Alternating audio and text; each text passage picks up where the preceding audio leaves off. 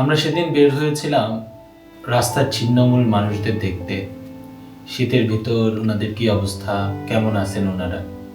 আমরা চাচ্ছিলাম কিছু স্থির চিত্র, চলমান চিত্র তুলে আনতে। শীতের ভিতর তারা একাকী কেমন থাকে এবং তাদের কেমন লাগে। আমরা কারো কারোর সাথে অল্প স্বল্প কথাও বলেছি। আগুন পাইতেছি ঠান্ডা আমরা তো কিছু করতে পারতেছি না। তুমি এই ঠান্ডা সেটার চাই আমরা তাও আমাকে রুলো বাসা দিয়ে ঘুমাইতাম।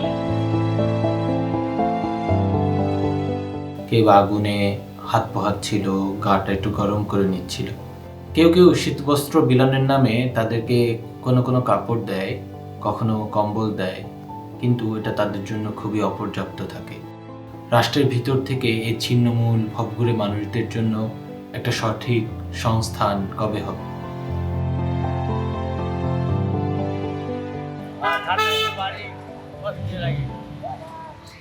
কিন্তু যারা ওই অর্থে আয় করতে পারে না, যারা রাস্তায় ঘোরে, রাস্তায় একাকী শোয় একটা কম্বল মুড়ি দিয়ে, তারা শীতে কিংবা প্রবল বর্ষায় কীরকম অবস্থায় পতিত হয়, এটা তো রাষ্ট্রের কোনো মাথা ব্যথা নেই।